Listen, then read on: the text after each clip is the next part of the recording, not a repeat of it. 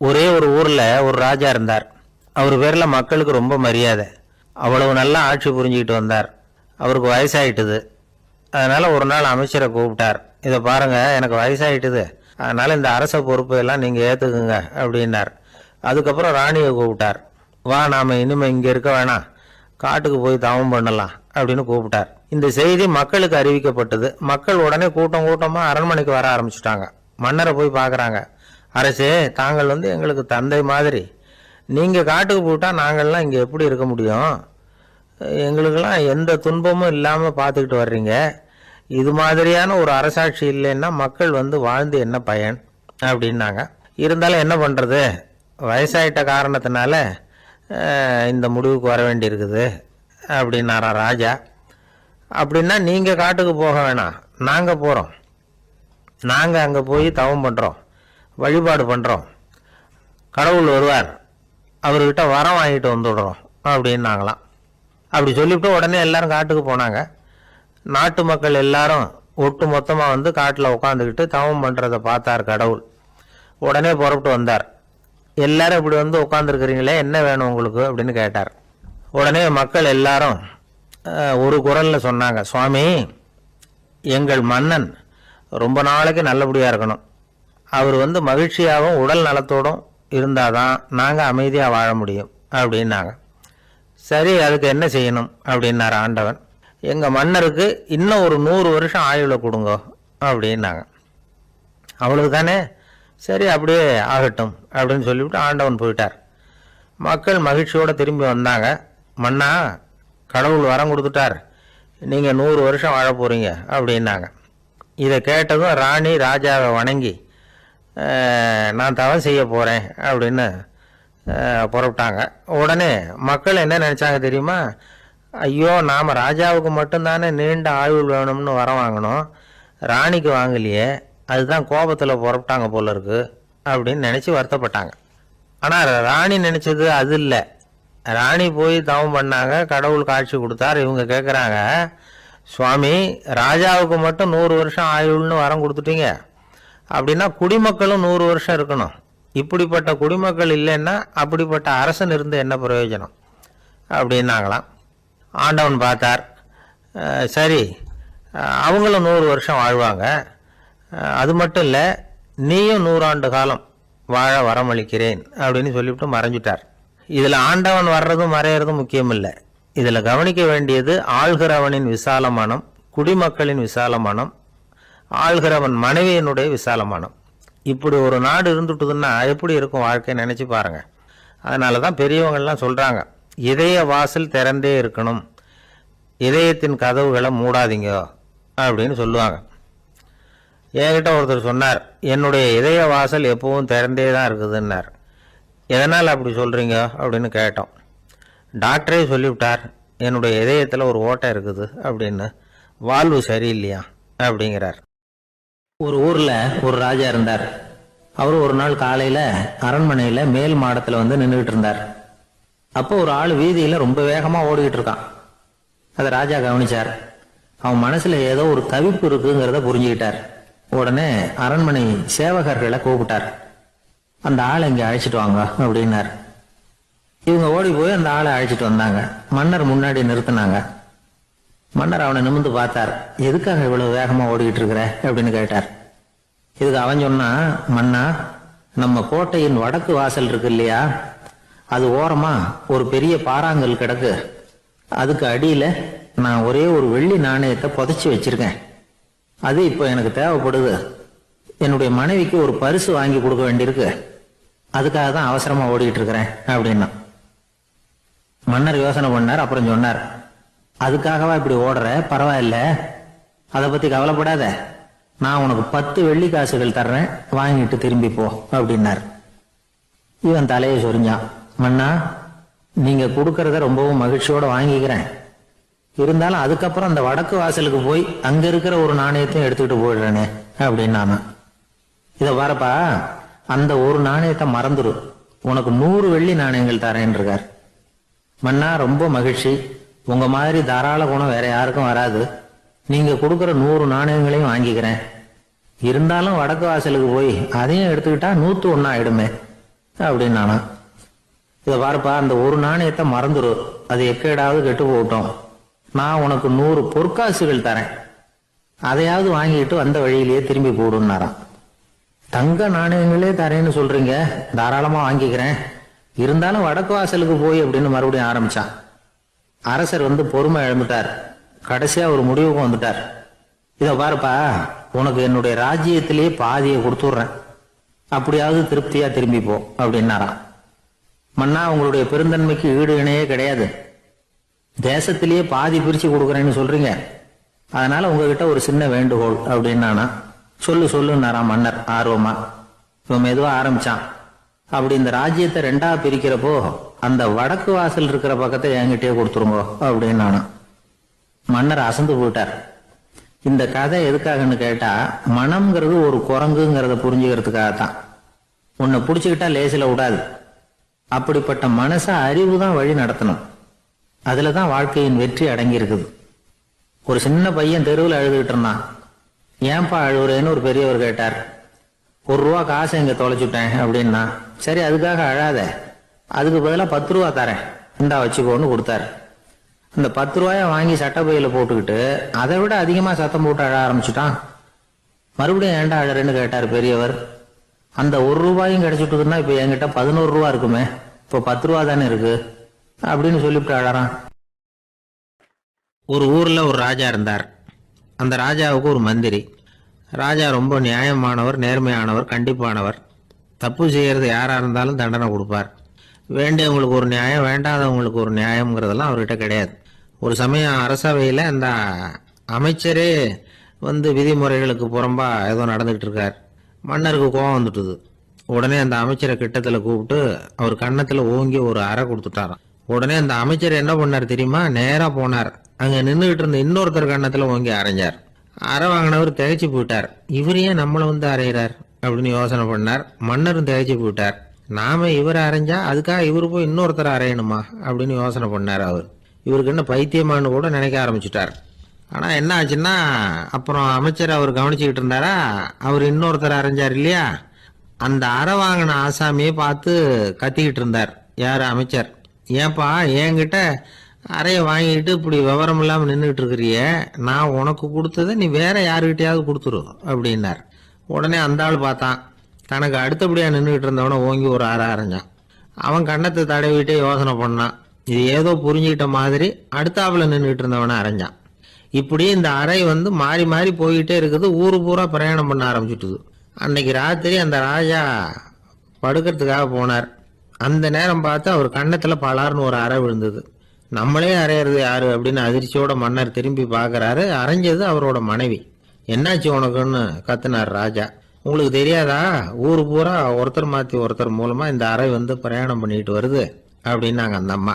அப்படின்னா ஆரம்பிச்ச இடத்துக்கே வந்துட்டுதா அப்படின்னாராம் மன்னர். என்ன சொல்றீங்கன்னு கேட்டிருக்காங்க. இவர் விவரத்தை சொன்னாராம். அப்படின்னா நீங்க ஆரம்பிச்சு வச்ச இந்த விளையாட்டை நான் முடிச்சு வச்சுட்டேன் அப்படின்னாங்களாம் அந்த அம்மா. மறுநாள் காலை மறுபடியும் அரசவை கூடிச்சு அந்த அமைச்சர் மன்னரை பார்த்து கேட்டார். என்ன மகாராஜா, என்கிட்ட கொடுத்ததை திருப்பி வாங்கிட்டீங்களா அப்படின்னாராம். இப்படி நடக்கும்னு நான் எதிர்பார்க்கவே இல்லைன்னார் மன்னர். ஆனா நான் எதிர்பார்த்தேன். அது எங்க போயிட போகுது, ஊர் பூரா சுத்தி கடைசியில உங்ககிட்ட தான் சேரும் அப்படிங்கிறது எனக்கு தெரியும் அப்படின்னார் அமைச்சர். இந்த கதை வேடிக்கையா இருந்தா கூட இதுல உள்ள கருத்து முக்கியமானது. இந்த உலகத்துல பல கருத்துக்கள் இப்படிதான் மாறி மாறி சுத்தி வந்துகிட்டே இருக்குது. நம்மளும் ஒருத்தன் தன்னுடைய நண்பன் ஒருத்தனை கடத்தரில் பார்த்தான். உடனே ஓடி போய் பலார்னு ஒரு அறை கொடுத்தானா. அவன் கண்ணத்தை தடவிட்டு ஏன்டா என்ன அரைஞ்சேன்னு கேட்டிருக்கான். நீ ஏன்டா என்ன முட்டாள்னு என் மனைவிட்ட போய் சொன்னேன் அப்படின்னு இருக்கான் அவன். உன்னை ஒரு முட்டாள்னு சொன்னதுக்காகவா நீ என்ன அரைஞ்ச அப்படின்னு கேட்டிருக்கான் இவன். டேய், நான் அதுக்காக அறையலப்பா, அது ஒரு பெரிய ரகசியம். நான் முட்டாள்ங்கிறது அந்த ரகசியத்தை நீ ஏன் எங்க வீட்டுல போய் சொன்னேன், அதுக்காக தான் அரைஞ்சேன் அப்படின்னு அவன். ஒரு ராஜா இருந்தார். நாடு பூராவும் நிறைய மரங்களை நட்டு வளர்க்கணுங்கிறது அவரோட ஆசை. தானே அதுக்கு முன்மாதிரியா இருக்கணும்னு நினைச்சார். அரண்மனையை சுத்தி மரங்களை நட்டு வளர்த்தார். இதை பார்த்துட்டு ஜனங்களும் அவங்கவுங்க வீட்டை சுத்தி மரக்கன்றுகளை நட்டு வளர்த்தாங்க. கொஞ்ச காலத்துல ஊரு பூரா பசுமையா மாறிச்சு. எல்லாருக்கும் சந்தோஷமா இருந்தது. இது ஒரு பக்கம் இருக்கட்டும். இப்ப நான் சொல்ல போற கதை வேற. அதாவது அந்த ராஜா ஒரு நாள் தன்னுடைய அரண்மனைய சுத்தி இருக்கிற விதவிதமான மரங்களை எல்லாம் போய் பார்த்தார். எப்படி இருக்கிறீங்க அப்படின்னு ஒவ்வொரு மரத்துக்கிட்டையும் விசாரிச்சாராம். எந்த மரமும் சந்தோஷமா இருக்கிறதா தெரியல. அது அதுக்கும் மனசுல ஒரு குறை. முதல்ல ஆலமரத்துக்கிட்ட போனார். அது சொல்லிச்சு, மண்ணா நான் நல்லா பெருசா வளர்ந்துருக்கிறேன், அடர்த்தியா இருக்கிறேன், கிளையெல்லாம் 4 பக்கமும் நல்லா படர்ந்து தான் இருக்குது, இருந்தாலும் எந்த பிரயோஜனமும் இருக்கிறதா தெரியல. எனக்கு என்னுடைய பழம்லாம் ரொம்ப சின்னதா இருக்குது, என் கண்ணுக்கு சரியா புறப்பட மாட்டேங்குது. நான் இருக்கிற சைஸுக்கு என்னுடைய கிளையில இருக்கிற பழம்லாம் எவ்வளவு பெருசா இருக்கணும், அது இத்தினூண்டு இருக்கிறது எனக்கு பெரிய அவமானமா இருக்கு. இப்படி இங்க நின்றுகிட்டு இருக்கிறதே ரொம்ப கூச்சமா இருக்கு. ஒரு நல்ல புயல் வந்ததுன்னா பேசாம சாஞ்சு விடலாமான்னு பாக்குறேன் அப்படின்னு புலம்புது ஆலமரம். சரி இருக்கட்டும்னு நினைச்சுக்கிட்டு ராஜா அடுத்தபடியா ஒரு அத்தி மரத்துக்கிட்ட போனார். அதுவும் புலம்ப ஆரம்பிச்சுட்டுது. நான் கூட பெரிய மரம் தான், இல்லை இலையெல்லாம் அழகா தான் இருக்குது, பழம் அழகா இருக்குது, இருந்தாலும் உள்ள விஷயம் இல்லையே. அத்தி பழத்தை புட்டு பார்த்தா அத்தனையும் சொத்த அப்படின்னு பழமொழியே உண்டாயிட்டுதே. இப்படி ஒரு கெட்ட பேரோட நான் இருக்கணுமா அப்படின்னு புலம்புது அது. சரி இது இருக்கட்டும் அப்படின்னு சொல்லி அடுத்தபடியா வேப்ப மரத்துக்கிட்ட போனார். அது தன்னுடைய வேதனையை வெளியிட்டது. எனக்கு எவ்வளவோ மருத்துவ குணங்கள்லாம் இருக்கிறதா சொல்லிக்கிறாங்க, இருந்தாலும் என்ன பிரயோஜனம், என்னுடைய பழத்தை மனிதர்கள் யாரும் விரும்பி சாப்பிடுறது இல்லையே அப்படின்னுது. ராஜா அடுத்தாப்புல இருந்து ஒரு பனை மரத்துக்கிட்ட போனார். நான் நல்லா உயரமா தான் வளர்ந்துருக்கிறேன், மற்ற மரங்கள்லாம் என்னை வந்து அண்ணாந்து தான் பார்க்கணும், இருந்தாலும் என்கிட்ட நிழலுக்காக யாரும் வந்து ஒதுங்கிறது இல்லையே அப்படின்னுது. என்ன இது எல்லா மரமும் இப்படி திருப்தி இல்லாம இருந்துகிட்டு இருக்குதே அப்படின்னு நினைச்சுக்கிட்டே ராஜா அடுத்தபடியா அங்க இருந்த ஒரு பைன் மரத்துக்கிட்ட போனார். அழகா உயரமா பசுமையா தான் இருந்தது, ஆனா பழமோ பூவோ கிடையாது. அதை நினைச்சு அது வருத்தப்பட்டுக்கிட்டு இருக்குது. ஓக் மரம் அது ஒன்று நின்றுட்டு இருந்தது. அது என்ன சொல்லிச்சுன்னா, இலையுதிர் காலத்துல என் மேல இருக்கிற எல்லா இலைகளும் உதிர்ந்து போடுது, முடி கொட்டின மனிதர்கள் மாதிரி மொட்டையா நான் நிக்க வேண்டி இருக்குது, என்ன வாழ்க்கை இது அப்படின்னு சொல்லி அழுத்துக்கிட்டது. சரி புளிய மரம் என்ன சொல்லுது பாப்போம்னு அதுகிட்ட போனா, என்னுடைய நிழல்ல யாருமே தங்க மாட்டாங்க, உடம்புக்கு சூடுன்னு ஒதுங்கி போயிடுவாங்க, அடிமரத்தை பார்த்தீங்கன்னா பட்டையெல்லாம் உறிஞ்சி பார்க்கறதுக்கே கேவலமா இருப்பேன் அப்படின்னுது அது. முருங்கை மரம் என்ன சொல்லிச்சு தெரியுமா, என்னுடைய இலை காயெல்லாம் சாப்பிட்றவங்களுக்கு சத்து கொடுக்கறது வாசம் தான், ஆனா என் உடம்புல சத்தே கிடையாது, கொஞ்சம் வேகமா காத்து அடிச்சதுன்னா முறிஞ்சு விழுந்துடுறேன், என்ன வாழ்க்கை இது அப்படின்னு சொல்லி அது வருத்தப்பட்டது. ராஜா யோசனை பண்ணார், என்ன இது மரங்கள் வந்து பூமியின் வரங்கள்னு சொல்றோம், மழை பெய்யறதுக்கு அதுதான் காரணம், பூமி செழிப்பா இருக்கிறதுக்கும் அதுதான் காரணம், வீடு கட்டுறதுக்கு மரம், நாற்காலி செய்ய உபயோகப்படுத்துறதுக்கும் அதுதான் உபயோகப்படுது, மனுஷனுக்கு வேண்டிய ஆகாரங்களையும் கொடுக்குது, இப்படிலாம் இருந்தும் எல்லா மரமும் நிம்மதி இல்லாம இருந்துகிட்டு இருக்குதே அப்படின்னு நினைச்சார். அப்போ அங்க இருந்த ஒரு மகிழ மரம் அவர் கண்ணுல பட்டது. அந்த மரம் மட்டும் கொஞ்சம் நிம்மதியா மகிழ்ச்சியா இருக்கிறது மாதிரி தெரிஞ்சுது. உடனே ராஜா அதுகிட்ட போனார். உனக்கு மனசுல எதுவும் குறை இல்லையான்னு கேட்டார். இல்ல நான் சந்தோஷமா தான் இருக்கேன்னு அந்த மகிழ மரம். அப்படியான்னு ஆச்சரியமா கேட்டார் ராஜா. ஆமா மன்னா, இந்த இடத்துல நீங்க ஒரு முருங்கை மரத்தையோ வேப்ப மரத்தையோ கூட நட்டிருக்கலாம், ஆனா இந்த இடத்துல நடுறதுக்கு என்ன தேர்ந்தெடுத்திருக்கிறீங்க, அதுவே எனக்கு பெருமை, அதுவே எனக்கு திருப்தி அப்படின்னு தான் மகிழ மரம். மகிழ மரம் சாதாரணமா தான் இருக்கும், இளம் மஞ்சள் நிறத்துல பூக்கள், அது காய்ந்தும் மனம் வீசும். மகிழ மரம் மாதிரி மன திருப்தியோட வாழறதுக்கு நாம கத்துக்கணுமா. நாம இந்த உலகத்துல ஒரு நாயாவோ நரியாவோ கூட பிறந்திருக்கலாம், மனுஷனா பிறந்திருக்கிறோம், அதுவே பெருமை தானே. இந்த நிறைவு தான் மகிழ்ச்சியின் ரகசியம். ஒரு பையன் அப்பா கிட்ட போய், அப்பா நீங்க இந்த உலகத்துல ஒரு மனுஷனா பிறந்தது என்னோட அதிர்ஷ்டம் நானா. ஏண்டா அப்படி சொல்றேன்னு இருக்கார் அப்பா. நீங்க ஒரு கரடியா பிறந்திருந்தா இந்நேரம் நானும் ஒரு கரடி குட்டியா தானே இருந்திருப்பேன் அப்படின்னு நானா பையன். ஒரு அரசனும் அமைச்சரும் ஒரு நாள் ரொம்ப சாவகாசமா பேசிக்கிட்டு இருந்தாங்களாம். அரசன் அமைச்சரை பார்த்து ஒரு கேள்வி கேட்டிருக்கார். ஏங்க அமைச்சரே, ஆசை இல்லாத ஒரு மனுஷனால இருக்க முடியுமா அப்படின்னு. ஏன் முடியாது, துறவி அப்படிங்கிறவங்கெல்லாம் அப்படிப்பட்டவங்க தானே அப்படின்னாராம் அமைச்சர். அவங்கெல்லாம் உண்மையிலேயே ஆசையை விட்டவங்க தானா அப்படின்னு கேட்டாராம் ராஜா. அப்படிதான் இருக்கணும் அப்படின்னாராம் அமைச்சர். அப்படின்னா ஆசையே இல்லாத ஒரு உண்மையான துறவியை நான் பார்க்கணுமேன்னார். அது என்ன பிரமாதம், அதுக்கு நான் ஏற்பாடு பண்ணுறேன் அப்படின்னு விட்டார் இவர். சொல்லிவிட்டு உடனே புறப்பட்டு போனார். அங்கே எங்கே தேடினார். அப்புறம் தான் அவருக்கு புரிஞ்சுது உண்மை துறவியை கண்டுபிடிக்கிறது எவ்வளவு கஷ்டமான காரியம்னு. இருந்தாலும் ராஜா கிட்ட சொல்லியாச்சே, உண்மை துறவியை காட்டுறேன்னு. இப்போ என்ன பண்ணுறது, ராஜா கிட்ட சொன்னபடி நடக்கலைன்னா அவருக்கு கோவம் வந்துடும். அமைச்சர் ஒரு யோசனை பண்ணார். அவருக்கு ஒரு வழி தெரிஞ்சுது. அதுதான் சரின்னு முடிவு பண்ணார். அதாவது அந்த ஊரில் அவருக்கு தெரிஞ்ச நாடக நடிகர் ஒருத்தர் இருக்கிறார், நல்லா நடிப்பார். அவரை போய் பார்த்தார். இதை பாருப்பா, எனக்காக நீ ஒரு காரியம் செய்யணும்னார்.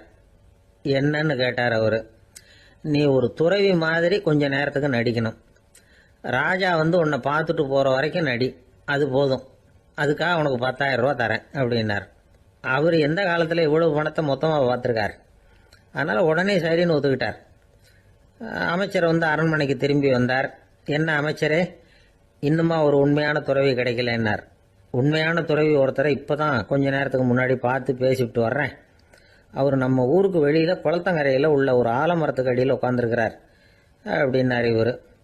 அப்படின்னா உடனே புறப்படுங்க அப்படின்னார் ராஜா. பரிவாரங்களோடு புறப்பட்டார். அங்கே அந்த மரத்தடியில் அந்த ஆள் வேஷம் போட்டுக்கிட்டு துறவி மாதிரி உட்காந்துருக்கிறான். ராஜா நேராக போனார். அந்த துறவி காலில் பொத்துன்னு விழுந்து வணங்கினார். உடனே ராணி அவர் காலில் விழுந்தாங்க. அடுத்தபடியாக அமைச்சர் விழுந்தார். அவருக்கு தெரியும் இது நம்ம ஆள் தான்னு. இருந்தாலும் என்ன பண்ணுறது, நேரம். அப்புறம் பரிவாரங்கள்லாம் துறவி காலில் விழுந்து ஆசீர்வாதம் வாங்கிட்டாங்க. ராஜா அப்புறமா தங்கத்தட்டில் பொண்ணையும் பொருளையும் வச்சு அந்த துறவிகிட்ட ரொம்ப பணிவாக நீட்டுறார். தாங்கள் தயவு பண்ணி இதை ஏற்றுக்கணும் அப்படின்னு வேண்டிக்கிட்டார். அந்த துறவி பற்று இல்லாமல் அதை பார்த்தார்.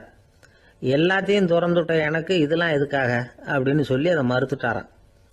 ஆஹா, உண்மையான துறவியை பார்த்துட்டோம் அப்படிங்கிற ஆனந்தம் அரசருக்கு. ரொம்ப நிம்மதியாக திருப்தியாக திரும்பி வந்தார் அரண்மனைக்கு. அதுக்கப்புறம் அமைச்சர் யாருக்கும் தெரியாமல் அந்த துறவிகிட்ட ஓடினார். சொன்ன பிரகாரம் பணத்தை நீட்டினார். இந்தப்பா, நான் உங்ககிட்ட சொன்னபடி 10,000 ரூபா பணம் எடுத்துக்கோ அப்படின்னார். அந்த ஆள் ராஜா கிட்ட சொன்னது மாதிரியே எல்லாத்தையும் திறந்துவிட்ட எனக்கு இதெல்லாம் எதுக்காக வேணாம் அப்படின்னு விட்டாரான். நடித்த வரைக்கும் போதும்ப்பா, இனிமேல் இந்த நாடக வசனம்லாம் வேணாம், வேஷத்தை கலைச்சிரு, பணத்தை வாங்கிக்கோன்னார். இல்லைங்க, இது வேஷம் இல்லை, இது வசனமும் இல்லை, இது உண்மை. கொஞ்ச நேரம் துறவி மாதிரி நடித்ததுக்கே இந்த தேசத்து ராஜா, ராணி, அமைச்சர், பரிவாரங்கள் எல்லாம் என் காலில் விழுந்து வணங்குறாங்க. அப்படின்னா உண்மையான துறவியாக இருக்கிறது எவ்வளவு பெருமையான விஷயம். நான் உண்மையான துறவியாக ஆக போகிறேன், அப்படி முடிவும் பண்ணிட்டேன் அப்படின்னார் அந்த நடிகர். வேஷம் கூட எப்படிப்பட்ட விளைவுகளை உண்டு பண்ணுது பார்த்தீங்களா. நம்மால் ஒருத்தன் ரொம்ப வசதியாக தான் இருந்தான். ஒரு நாள் அவன் சொத்து பூரா திருட்டு போட்டுது. அதுக்கப்புறம் இவன் துறவி மாதிரி ஆயிட்டான். ஊர் ஊராக சுற்றினான். ஒரு குருநாதரை தேடி கண்டுபிடிச்சான். அவர்கிட்ட சீடனாக சேர்ந்துக்கிட்டான். அவனை பார்த்து ஒருத்தர் கேட்டார், நீ உண்மையான சீடன் தானான்னு. இல்லைங்க, சீடன் மாதிரி நடிச்சுக்கிட்டு இருக்கிறேன் அப்படின்னா. அது குரு துரோகம் இல்லையா அப்படின்னு கேட்டார் அவர். இல்லைங்க, நான் பண்ணது குரு துரோகம் இல்லை, என் குரு பண்ணது தான் துரோகம். என்னுடைய பணத்தை கொள்ளையடிச்சது இவர் தான். அதை எங்கே வச்சிருக்காருன்னு கண்டுபிடிக்கிறதுக்காக தான் இவர்கிட்ட வந்து சீடனா சேர்ந்துருக்கிறேன் அப்படின்னானா. ஒரு ஊரில் ஒரு ராஜா இருந்தார். பெரிய அரண்மனையில் தான் இருக்கிறார். எல்லா வசதியும் இருந்தது. இருந்தாலும் அவர் எல்லாரும் சொல்கிறது எப்படி தெரியுமா, பிச்சைக்கார ராஜா. அப்படி ஒரு பேர் அவருக்கு நிலைச்சி போச்சு. ஜனங்களும் சரி, மற்ற தேசங்களில் உள்ளவங்களும் சரி, அவர் அந்த பேர் சொல்லியே குறிப்பிடுறது வழக்கமாக போட்டுது. இது அவருக்கு ரொம்ப கவலையாக போச்சு. என்ன இது, நம்மளை தேடி வர்றவங்களுக்கெல்லாம் நாம் சோறு போடுறோம், நம்ம புகழ்ந்து பாடல் ஏற்றி கொண்டு வர்ற புலவர்களுக்கெல்லாம் அவங்க எப்படி வந்தாலும் ஒருவேளை சோறு போடணுங்கிறது உத்தரவு. இவ்வளவுலாம் செஞ்சும் நம்மளை போய் பிச்சைக்கார ராஜான்னு எல்லாரும் சொல்கிறாங்களே, அது ஏன், எதுக்காக இப்படி சொல்கிறாங்க? இதுதான் ராஜாவுக்கு குழப்பம். சரி, இதை பற்றி நம்ம அமைச்சர்கள்கிட்ட கேட்கலாமா அப்படின்னு யோசனை பண்ணார். இந்த விஷயத்தை போய் அவங்ககிட்ட எப்படி கேட்கறதுன்னு அவருக்கு தயக்கமாக இருந்தது. கௌரவ குறைச்சலாக தெரிஞ்சுது அவருக்கு. சரி, சாதாரண குடிமக்கள்கிட்ட இதை பற்றி கேட்கலாமா அப்படின்னு யோசனை பண்ணார். கேட்கலாம், ஆனால் அவங்க யாரும் ராஜா முன்னாடி வந்து நின்று தைரியமாக பேசக்கூடிய அளவுக்கு இல்லை. ராஜாவோட குழப்பம் நாளுக்கு நாள் அதிகமாக போச்சு. கடைசியாக அவர் ஒரு முடிவுக்கு வந்தார். அதாவது இதை பற்றி ஒரு பிச்சைக்காரங்கிட்டே கேட்டு பார்த்துட்டா என்ன. இதுதான் அவர் பண்ண முடிவு. உடனே மாறு வேஷம் போட்டுக்கிட்டு நகர்வலம் போனார். ஒரு பிச்சைக்காரனை கண்டுபிடிச்சார். இதை பாருப்பா, நம்ம ராஜாவை எல்லாரும் பிச்சைக்கார ராஜான்னே சொல்கிறாங்களே, அதுக்கு என்ன காரணமாக இருக்கும் அப்படின்னு கேட்டார். அதுக்கு அவன் சொல்கிறான், இதுக்கான பதிலை இன்னும் ஒரு 30 நாளில் சொல்கிறேன் அப்படின்னா. உடனே இவருக்கு சந்தோஷம். உண்மையை அவங்ககிட்ட சொன்னார். நான் வேற யாரும் இல்லை, நான் தான் இந்த நாட்டு ராஜா. இப்போ நீ என் கூடவே வந்துடு, அரண்மனையிலேயே தங்கிக்கோ.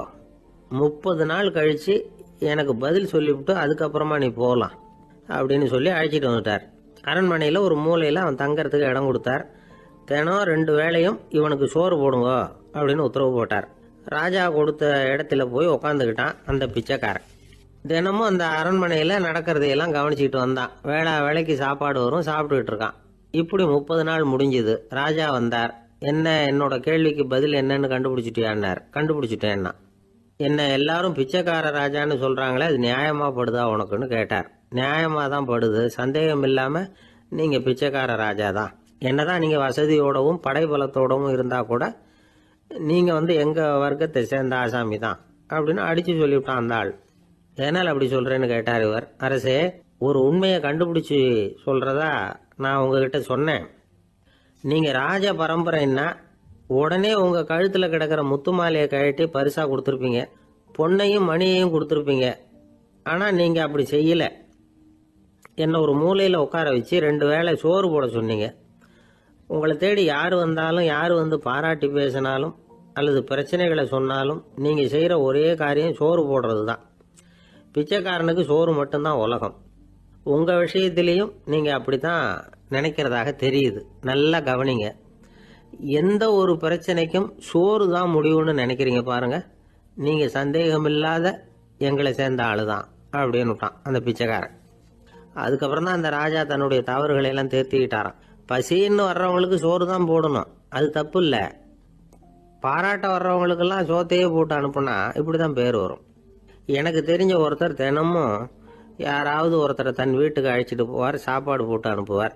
முன்னறிவிப்பு இல்லாமல் திடீர்னு ஒரு விருந்தாளியோட வீட்டில் போய் இவர் நிற்கிறது வழக்கம். அந்த அம்மாவும் இவருக்காக தயார் பண்ணி வச்சிருந்ததை இவர் அழைச்சிட்டு வந்திருக்கிற விருந்தாளிக்கு போட்டுருவாங்க. விருந்தாளி சாப்பிட்டுட்டு போனதுக்கப்புறம் இவர் மனைவி கிட்ட உனக்கு சிரமம் வேணாம் அப்படின்னு சொல்லிவிட்டு பக்கத்தில் உள்ள ஒரு ஹோட்டலுக்கு போய் காசு கொடுத்து சாப்பிட்டுட்டு வந்துடுவார். பல நாள் இப்படி நடக்கும். ஒரு நாள் அவரை தனியாக கூப்பிட்டுக்கிட்டு போய் ஏன் இப்படி பண்ணுறீங்கன்னு கேட்டோம். அதுக்கு அவர் சொல்கிறாரு, எங்கள் வீட்டு சாப்பாட்டிலேருந்து தப்பிக்கிறதுக்கு எனக்கு வேற வழி எதுவும் தெரியல சார், அதனால தான் இப்படி பண்ணிகிட்டு இருக்கிறேன் அப்படின்னார் ரொம்ப பரிதாபமாக. ஒரு ஊரில் ஒரு ராஜா இருந்தார். அவர் ஒரு பூனை வளர்த்தார். ரொம்ப செல்லமாக அவர் அந்த பூனையை வளர்த்தார். அவர் என்ன பண்ணுவார் தெரியுமா? இரவு நேரத்தில் அந்த பூனையோட தலையில் ஒரு விளக்க வச்சுருவார். அந்த பூனை ரொம்ப ஜாக்கிரதையாக அந்த விளக்கு கீழே விழுந்துடாமல் பார்த்துக்கும். தலையை ஆட்டாமல் ரொம்ப நிதானமாக ராஜா பின்னாடி நடந்து போய்கிட்டே இருக்கும். அந்த விளக்கு வெளிச்சத்தில் எல்லா வேலைகளையும் செஞ்சுருவார். கையில் ஒரு விளக்கை தனியாக எடுத்துகிட்டு போக வேண்டிய அவசியமே இல்லை. விளக்கை தூக்கிட்டு போகிற வேலையை அந்த பூனை பார்த்துக்கும். அதனால் ராஜாவுக்கு அந்த பூனை மேலே ரொம்ப பிரியம். மந்திரிகளையெல்லாம் கூப்பிட்டு அவங்கக்கிட்ட சொல்லுவார், பார்த்தீங்களா இந்த பூனை எவ்வளவு விசுவாசமாக நடக்குது, என் பேரில் எவ்வளவு மரியாதை பார்த்தீங்களா அதுக்கு அப்படிம்பார். இதை கேட்டுவிட்டு அங்கேருந்து அமைச்சர்களில் ஒருத்தர் சொன்னார், மன்னா நீங்கள் சொல்கிறது சரிதான், இருந்தாலும் இந்த பூனையோட விசுவாசத்தை நாம் கொஞ்சம் சோதித்து பார்க்க வேண்டியிருக்கு அப்படின்னாராம். சரி, உங்கள் ஆசையை ஏன் கெடுக்கணும், நல்லா சோதித்து பாருங்கள் அப்படின்னு சொல்லிவிட்டார் ராஜா. உடனே அந்த அமைச்சர் என்ன பண்ணார் தெரியுமா? எங்கேயோ புறப்பட்டு போனார். ஒரு 5-6 எலிகளை பிடிச்சிட்டு வந்தார். அரண்மனையில் ராஜா ஏதோ வேலை பார்த்துக்கிட்டு இருக்கிறாரு. பக்கத்தில் அந்த பூனை ரொம்ப பணிவாக நின்றுக்கிட்டு இருக்குது. அது தலையில் விளக்கு எரிஞ்சிக்கிட்டு இருக்கு. அமைச்சர் தான் பிடிச்சிட்டு வந்த எலிகளை அந்த பூனை பார்வையில் படுறது மாதிரி எதிரில் விட்டார். அந்த எலிகள்லாம் அங்கேயும் இங்கேயும் ஓட ஆரம்பிச்சிது. அதை பார்த்தது பூனை, அவ்வளவுதான். தலையில் இருக்கிற விளக்கை பற்றியும் கவலைப்படலை, ராஜாவை பற்றியும் கவலைப்படலை. ஒரே பாய்ச்சலாக பாஞ்சு எலிகளை துரத்த ஆரம்பிச்சுட்டுது. தலையில் இருந்த விளக்கு எங்கேயோ போய் விழுந்தது, அணைஞ்சு போச்சு. இருட்டில் ராஜா தடுமாற ஆரம்பிச்சுட்டார். இந்த சமயத்தில் அந்த அமைச்சர் மறுபடியும் விளக்கை ஏற்றினார். வெளிச்சம் வந்தது. அதுக்கப்புறம் அந்த அமைச்சர் பேசினார், அரசே, பூனையோட விசுவாசத்தை பார்த்தீங்களா? எலி அது கண்ணில் படுற வரைக்கும் தான் விசுவாசமாக இருந்தது. அது மாதிரி எலியை பார்த்ததும் எல்லாத்தையும் விட்டுட்டு அதை துரத்த ஆரம்பிச்சுட்டு பார்த்தீங்களா?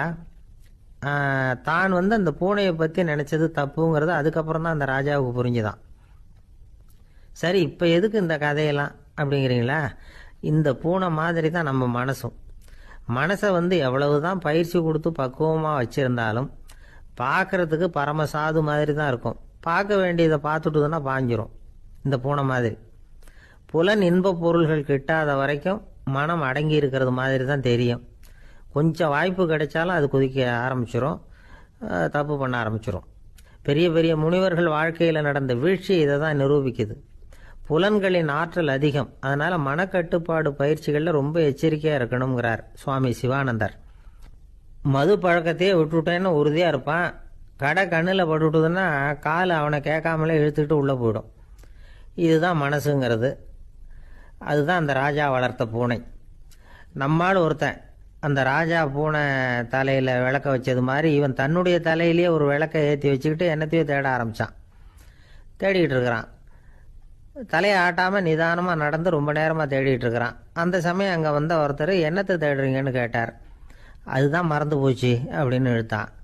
சரி, கொஞ்சம் இப்படி உட்காருங்க, ஞாபகம் வந்ததும் தேட ஆரம்பிக்கலாம் அப்படின்னார் அவர். இவன் கொஞ்ச நேரம் உட்காந்து யோசித்தான். அப்புறம் திடீர்னு எழுந்திரிச்சான். ஞாபகம் வந்துட்டுதுன்னா. என்னன்னு கேட்டார். எங்கள் வீட்டில் இருந்த விளக்கை எங்கே வச்சேன்னு தெரியல, அதை தான் தேடிக்கிட்டு இருக்கிறேன், ஏற்றி வைக்கலாம்னு பார்க்குறேன் அப்படின்னா. ஒரு ராஜா ஊரெல்லாம் சுற்றி பார்த்துட்டு வரலாம்னு ஒரு நாள் புறப்பட்டு போனார். ஒரு இடத்துல தறி நெசவு வேலை ரொம்ப மும்முரமாக நடந்துக்கிட்டு இருந்தது. ஒரு பெரியவர் தறியால் நெசவு வேலை செஞ்சுக்கிட்டு இருந்தார். பக்கத்தில் ஒரு அழகான பொண்ணு உட்காந்து நூலை சுற்றிக்கிட்டு இருக்குது. ராஜா அந்த பெரியவரை பார்த்து யார் இந்த பொண்ணுன்னு விசாரித்தார். ராஜா அப்படி கேட்டதும் அவருக்கு ரொம்ப பெருமையாக போயிட்டுது. ஏன்னா உட்காந்துருந்தது அவரோட மகள். அரசே, இது என்னுடைய மகள், இவ வேகமாக நூல் திரிக்கக்கூடியவள், வைக்கோல் எடுத்து இவ திரிச்சா கூட அது எல்லாம் பவுனிழையாக வெளியில் வரும் அப்படின்னு ஒரு ராசி இவளுக்கு அப்படின்னு ரொம்ப பெருமையாக ராஜா கிட்ட சொன்னார். ராஜா இதை கேட்டதும் அசந்துட்டார். அப்படியா, இவ்வளவு அழகும் சாமர்த்தியமும் உள்ள இந்த பொண்ணு என்னோட வரட்டுமே, இவளை என் மருமகளை ஆக்கிக்கிறேன் அப்படின்னார் ராஜா. அந்த பெரியவருக்கு ஒன்றும் புரியல. ஏதோ கொஞ்சம் பெருமையாக சொல்ல போக அது இப்படி ஆயிட்டுதே அப்படின்னு கவலைப்பட்டார். இருந்தாலும் ராஜா பேச்ச தட்ட முடியுமா, மகளை அனுப்பி வச்சுட்டார். ராஜா அந்த பொண்ணை அரண்மனைக்கு அழைச்சிட்டு வந்தார். அங்கே ஒரு அறையில் வச்சு பூட்டி விட்டார். அந்த ரூமு நிறைய வைக்கோலை கொண்டாந்து போட்டு அடைச்சாங்க. 3 ராட்டைகள் வேற வச்சுருந்தாங்க. நாளைக்கு பொழுது விடியறதுக்குள்ளே நீ இந்த வைக்கோலையெல்லாம் தங்க இழைகளாக மாற்றி காட்டணும். நாளைக்கு காலம்பரம் வந்து நான் இந்த அறை கதவை திறப்பேன். உன் தகப்பன் சொன்னது மாதிரி எல்லாம் தங்கமாக மாறி இருக்கணும், இல்லைன்னா நீ உயிர் தப்ப முடியாது அப்படின்னு உத்தரவு போட்டார். பாவம் அந்த பொண்ணு என்ன பண்ணும், பகல் பூரா அழுதுகிட்டே உட்காந்துருக்குது.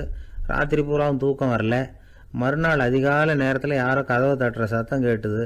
பயந்துக்கிட்டே கதவை திறக்கிறா. திறந்து பார்த்தா வெளியில் 3 அவலட்சணமான பெண்கள். ஒருத்திக்கு வந்து கால் அகலமாக முறை மாதிரி இருக்குது, இன்னொருத்திக்கு கட்டை விரல் கரண்டி மாதிரி பெருசாக இருக்குது, 3வது பொண்ணுக்கு உதடு தடித்து ரப்பர் மாதிரி தொங்கிக்கிட்டு இருக்கு. யார் நீங்கள், உங்களுக்கு என்ன வேணும் அப்படின்னு கேட்குது இந்த பொண்ணு. நாங்கள் உங்களுக்கு உதவி செய்கிறதுக்கு தான் வந்திருக்கிறோம் அப்படின்னு சொல்லி உள்ளே வந்தாங்க, உட்காந்தாங்க. கொஞ்ச நேரத்துக்குள்ளே உள்ளே இருந்த வைக்கோலையெல்லாம் தங்க இழைகளாக மாற்றி கொடுத்துட்டு போயிட்டாங்க. காலையில் ராஜா வந்தார், பார்த்தார். ஆஹா பேஷுனார்.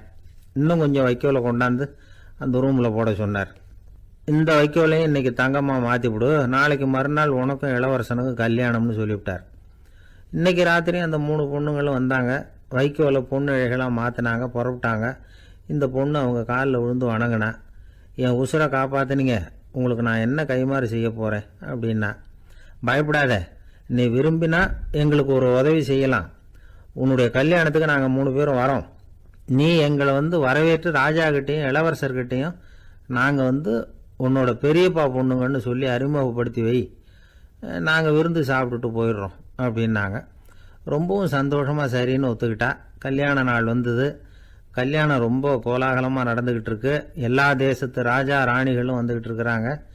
அந்த 3 அவலட்சணமான பொண்ணுங்களும் வந்து சேர்ந்தாங்க. யார் இவங்கன்னு கேட்டார் ராஜா. என் பெரியப்பா பொண்ணுங்க அப்படின்னா அந்த பொண்ணு. காலும் உதடும் கட்டை விரலும் ஏன் இப்படி உங்களுக்கு அவலட்சணம் ஆயிட்டுது அப்படின்னு கேட்டார். அதுக்கு அந்த பொண்ணுங்க பதில் சொன்னாங்க. என்ன செய்யறது, ஓயாமல் வைக்கோலை நூற்று ஒருத்தியோட கட்டை விரல் அப்படி கரண்டி மாதிரி ஆயிட்டுது, நாக்கில் தொட்டு தொட்டு திரிச்சதுனால ஒருத்தியோட உதடு அப்படி ஆயிட்டுது, காலால் கட்டையை அழுத்தி அழுத்தி தறி போட்டதுனால இன்னொருத்தையோட கால் அப்படி ஆயிட்டுது. உங்கள் மருமகளாக வந்திருக்கிற இந்த பொண்ணு அந்த 3ஐயுமே செய்ய தெரிஞ்சவ தான். என்ன ஆக போகுதோ இன்னும் கொஞ்ச நாளில் அப்படின்னாங்க. அவ்வளவுதான். ராஜா பயந்துட்டார். அம்மா, இன்னையிலேருந்து நீ இளவரசனின் மனைவி, நீ எப்பவும் அழகாக இருக்கணும், அதனால் நீ இனிமேல் வைக்கோலை திரிக்கவே கூடாது அப்படின்னு உத்தரவு போட்டார். அவளை இக்கட்டான சூழ்நிலையிலிருந்து காப்பாற்றின அந்த 3 பொண்ணுங்களும் சந்தோஷமாக திரும்பி போயிட்டாங்களாம். சுவாமி சின்மயானந்தர் இந்த கதையை சொல்லியிருக்கிறார். தன்னலம் மறந்து சுயலாபத்தை தியாகம் செய்கிறது வைக்கோல்ல இருந்து தங்க இழைய நூக்கிறது மாதிரி அப்படிங்கிறார் அவர். அது இருக்கட்டும், இப்போ நம்ம கதைக்கு வருவோம். ஒரு ராஜா தன்னோட மகனுக்கு சுயவரம் நடத்தினார். எல்லா தேசத்துல இருந்தும் ராஜகுமாரர்கள் வந்திருந்தாங்க. ராஜகுமாரியை கல்யாணம் பண்ணிக்கலாம்ங்கிற ஆசையில் சுயம்பர மண்டபத்திலேருந்து எல்லா ராஜகுமாரர்களும் அலறி அடிச்சுக்கிட்டு வெளியில் ஓடி வந்துக்கிட்டு இருக்கிறாங்களாம். ஏன் இப்படி எல்லாரும் மிரண்டு போய் ஓடி வர்றாங்கன்னு கேட்டார் ஒருத்தர். அதுக்கு இன்னொருத்தர் விவரம் சொன்னார். ராஜகுமாரியை இன்னைக்கு தான் அவங்க நேரில் பார்த்தாங்களாம், அதுதான் அப்படி ஓடி வந்துகிட்டு இருக்கிறாங்க அப்படின்னார். ஒரு ஊரில் ஒரு ராஜா இருந்தார். அவர் அடிக்கடி காட்டுக்கு வேட்டையாட போவார். சில நண்பர்களையும் கூட அழைச்சிக்கிட்டு போவார். காட்டுக்கு போனதும் ஆளுக்கு ஒரு பக்கமாக போய் வேட்டையாடுவாங்க. சாயந்தரமாக திரும்பி வருவாங்க. மறுநாள் அரண்மனையில் உட்காந்து ஒவ்வொருத்தரும் அவங்க அனுபவங்களை எல்லாம் சொல்லிக்குவாங்க. அவங்க வீரத்துக்கு தகுந்த மாதிரி பரிசை அந்த ராஜா கொடுப்பார். இது மாதிரி ஒரு தடவை எல்லாரும் வேட்டைக்கு போயிட்டு திரும்பி வந்ததும் உட்காந்து பேச ஆரம்பிச்சிருக்கிறாங்க. ஒருத்தன் சொன்னான், தன்னுடைய வீர தீர செயலை பற்றி அளக்க ஆரம்பிச்சிட்டான். ஏன்னா அதுக்கு பரிசு கிடைக்க போகுதில்ல, அதனால். அவன் என்ன சொன்னான் தெரியுமா? அரசே, நேற்றுக்கு காட்டில் என்னாச்சு தெரியுமா? எனக்கு நேராக ஒரு சிங்கம் வாயை திறந்துக்கிட்டு வந்துட்டுது. நான் பயப்படவே இல்லை. உடனே ஒரு கல்லை எடுத்து குறி பார்த்து வீசினேன். சிங்கத்து வாய்க்குள்ளே போய் அந்த கல் மாட்டிக்கிட்டுது. அவ்வளவுதான். அந்த சிங்கம் என்னை பார்த்துட்டு பயந்துட்டு ஒரே ஓட்டமாக திரும்பி ஓடி போயிட்டுது அப்படின்னா. ஆஹா பலே அப்படின்னு எல்லாரும் கை தட்டினாங்க.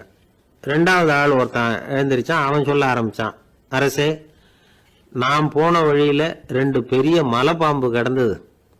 என்னை மூழ்கிறதுக்கு வந்தது. நான் என்ன பண்ணேன் தெரியுமா? அந்த 2 பாம்போட வாலையும் ஒன்றா சேர்த்து முடிச்சு போட்டுட்டேன். அவ்வளவுதான். அது அங்கே இழுக்க இது இங்கே இழுக்க முடிச்சு நல்லா இறுகி போட்டுது அப்படின்றான். ஆஹா அற்புதம்னு சொல்லி எல்லாரும் கை தட்டினாங்களாம். அடுத்தபடியாக 3வது ஆள் ஒருத்தன் வந்தான். அவன் சொல்ல ஆரம்பித்தான், மன்னா, நான் போன பாதையில் குறுக்க ஒரு ஆறு.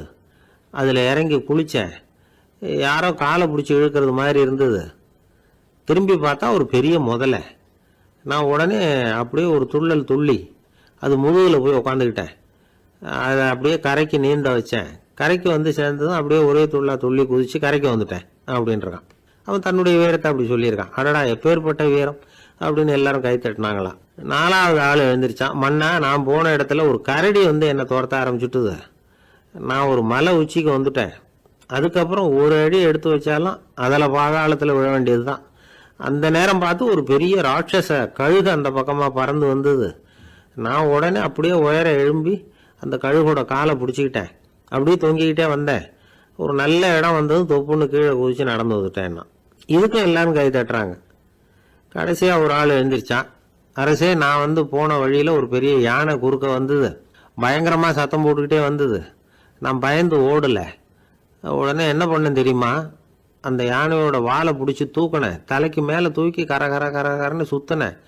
வேகமாக சுற்றி வீசி எறிஞ்சேன். அவ்வளவுதான். அதே ஸ்பீடில் அந்த யானை மேலே போக ஆரம்பிச்சுட்டுது. இன்னும் கூட அது போய்கிட்டே தான் இருக்குது, கீழே விழவே இல்லைன்னா. இதை கேட்டதும் ராஜாவுக்கு கோபம் வந்துட்டுது. என்ன முட்டாள்னு நினச்சிக்கிட்டு பேசுறியா?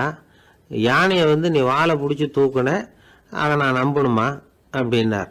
உடனே இவன் பணிவாக பதில் சொன்னான், அரசே, ஒரு சிங்கத்து வாயில கல் மாட்டிக்கிட்டதை நம்புறீங்க, மலைப்பாம்பு வாழை பிடிச்சி முடிச்சு போட்டதை நம்புறீங்க, முதல்ல முதுகில் சவாரி பண்ணதையும் நம்புறீங்க, கழுகு காலை பிடிச்சிக்கிட்டு பறக்கிறதையும் நம்புறீங்க. அப்படி நம்புறப்ப நான் சொன்னதை மட்டும் நம்பக்கூடாதா அப்படின்னு கேட்டானான். பொய் சொன்னவங்கெல்லாம் தலையை தொங்க போட்டுக்கிட்டாங்களாம். ராஜா அவங்கள பார்த்து சொன்னாராம், நீங்கள் எல்லாரும் என்னை முட்டாளாக்கி இருக்கிறீங்க. கடைசியாக பேசின இவன் தான் எனக்கு உண்மை எது பொய் எதுங்கிறத புரிய வச்சிருக்கிறான். இவன் தான் உண்மையான தைரியசாலி அப்படின்னு சொல்லி அவனுக்கே பரிசையெல்லாம் கொடுத்து பாராட்டினாராம். இப்படி ஒரு கதை. உண்மையை நிலைநாட்டுகிறவன் தான் உண்மையான வீரன் அப்படிங்கிறத இதிலிருந்து நாம் புரிஞ்சுக்கணும். இந்த காலத்துல எல்லாம் பொய் சொன்னாதான் பிழைக்க முடியுங்கிறது ஒரு சில பேரோட நம்பிக்கை. ஒரு அப்பாவுக்கு தன் மகனுக்கு பொய் சொல்ல தெரியலையேங்கிற கவலை. பொய் சொன்னாதான் இந்த உலகத்தில் பிழைக்கலாம், ஆனால் இவனுக்கு அது தெரியலையே, அதனால் இவனை அழைச்சிட்டு போய் நடுக்கடலில் விட்டுட்டு வந்துடுவோம் அப்படின்னு அழைச்சிட்டு புறப்பட்டான். கடற்கரைக்கு போனான். மகனுக்கு சந்தேகம், எங்கேப்பா என்னை அழைச்சிட்டு போகிறேன்னு கேட்டிருக்கான். கடலில் மீன் பிடிக்க கற்றுக் கொடுக்க போகிறேன் உனக்கு அப்படின்னானா. நான் ஏற்கனவே மீன் பிடிச்சிட்டேனேன்னானா இவன் மகன். எங்கே அதுன்னு கேட்டிருக்கான் அப்பங்காரன். சுட்டு சாப்பிட்டுட்டேன்னு இருக்கான் புள்ள. அப்பங்காரன் பார்த்தான், சரி நம்ம புள்ள பொழைச்சிக்கோ அப்படின்னு சொல்லி திருப்பி அழைச்சிட்டு வந்துட்டானா.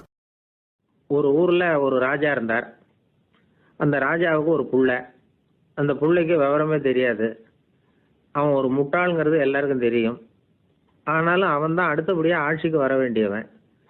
ஆட்சி பொறுப்பை ஏற்க வேண்டிய ஒருத்தன் இப்படி இருந்தால் என்ன பண்ணுறது அப்படிங்கிறது எல்லாருக்கும் உள்ள கவலை. மன்னர் வந்து அமைச்சர்களை கூட்டினார், ஆலோசனை கேட்டார் என்ன பண்ணலாம்னு. இவனை இன்னொரு நாட்டு பல்கலைக்கழகத்துக்கு அனுப்பி பார்க்கலாம், அங்கே போய் படிச்சுட்டு வரட்டும், நிறைய படிச்சுட்டு நல்ல ஞானத்தோட திரும்பி வரட்டும், அதுக்கப்புறம் பார்த்துக்கலாம் அப்படிங்கிறது அவங்க சொன்ன ஆலோசனை. மன்னருக்கும் அது சரின்னு தோணுச்சு. மகனை வெளி தேசத்துக்கு அனுப்பி வச்சார். இவனும் போனான், ஒரு பல்கலைக்கழகத்தில் சேர்ந்தான், நிறைய படித்தான். அதுக்கப்புறம் தந்தைக்கு ஒரு கடிதம் எழுதினான். தந்தையே, நான் நிறைய படிச்சுட்டேன், இனிமே நாடு திரும்பலாம்னு நினைக்கிறேன் அப்படின்னு எழுதினான். மன்னருக்கு ரொம்ப மகிழ்ச்சி, அதாவது புள்ள படிச்சுட்டான் அப்படிங்கிற ஆனந்தம். உடனே பையன் திரும்பி வர்றதுக்கு ஏற்பாடு பண்ணார். இளவரசன் நாடு திரும்பினான். அதை கொண்டாடுறதுக்காக அரண்மனையில் ஒரு பெரிய விருந்துக்கு ஏற்பாடு பண்ணியிருந்தாங்க. முக்கியமானவங்கள்லாம் அதில் கலந்துக்கிட்டாங்க. அந்த விருந்துக்கு முனிவர் ஒருத்தரும் வந்திருந்தார். அவர் இளவரசன் கிட்ட போய் உட்காந்து விசாரிக்கிறார். என்னப்பா, எப்படி படிச்சிருக்கிற அப்படின்னு கேட்டார். நிறைய படிச்சுட்டு வந்திருக்கிறேங்க அப்படின்னா அவன். என்னெல்லாம் படிச்ச அப்படின்னாரான். எல்லாத்தையும் விவரமாக சொல்லியிருக்கிறான். அவன் அப்படி சொல்லிட்டு இருக்கும் பொழுதே முனிவர் என்ன பண்ணார், தன்னுடைய மோதிரத்தை கழட்டி உள்ளங்கையில் வச்சு அப்படியே மூடிக்கிட்டாரான். அப்படியே கையை நீட்டி அவன் முன்னாடி காட்டினார். இந்த பாருப்பா, என் கைக்குள்ள என்ன இருக்கு சொல்லு பார்க்கலாம் அப்படின்னாரான். இளவரசன் ஒரு கணம் யோசிச்சான். அதுக்கப்புறம் உங்க கைக்குள்ள இருக்கிறது வட்டமான ஒரு பொருள், நடுவில் ஒரு துளை இருக்கும் அப்படின்னானா. முனிவர் திகைச்சு போட்டார். பையன் பெரிய அறிவாளி ஆயிட்டான் போல இருக்க அப்படின்னு நினைச்சுட்டார். அதுக்கப்புறம் கேட்டார், சரி, என் கையில் இருக்கிறது வட்டமான பொருள், நடுவில் துளை இருக்குங்கிறத சொல்லிவிட்டேன், அதோட பேர் என்ன, அதை சொல்லு அப்படின்னாராம். இளவரசன் கொஞ்சம் யோசனை பண்ணியிருக்கான். அப்புறம் சொன்னானா, முனிவரே, நான் படித்த விஞ்ஞானம் உங்களுக்கு பதில் சொல்றதுக்கு உதவலை, இருந்தாலும் பதில் சொல்றேன், அது ஒரு வண்டி சக்கரம் அப்படின்னானா. இப்பதான் முனிவர் யோசிச்சாராம். அவருக்கு புரிஞ்சுதான், அதாவது முட்டாளை படிக்க வைக்கலாம், ஆனால் சிந்திக்க வைக்க முடியாது அப்படிங்கிறத அவர் புரிஞ்சுக்கிட்டாராம். தகவல் அறிவு ஞானமாகாது அப்படிங்கிறார் ஓஷோ. ஏன்னா தகவல்கள் மாறுதலை ஏற்படுத்துறது இல்லை, ஆனால் ஞானம்ங்கிறது மாறுதலால் உண்டாகக்கூடிய ஒன்று. அதுதான் ரெண்டுக்கும் உள்ள வித்தியாசம். மனம் சரியான வழிக்கு வரணும், அதுக்கப்புறம் படிக்கிற கல்வி தான் உண்மையான கல்வி. சரி, மனம் சரியா வர்றதுக்கு என்ன வழி அப்படின்னு கேட்டா, மனிதன் முழு மாறுதலுக்கான வழிமுறை தியானம் தான் அப்படிங்கிறார் அவர். அதனாலதான் நிறைய படிச்சிருக்கேன்னு சொல்றவன் எல்லாம் ஞானம் உள்ளவன் நினைச்சிடக்கூடாது. ஒருத்தர் இன்னொரு பெரிய மனிதரை அழைச்சிட்டு அறிமுகப்படுத்தினாராம். சார் நிறைய படிச்சிருக்கார், 3 MA வாங்கியிருக்கார், ஆனா ஒரு விஷயம், அப்பப்போ கொஞ்சம் திருடுவார், அவ்வளவுதான், மற்றபடி அவர் ஒரு பெரிய அறிவாளி தான்.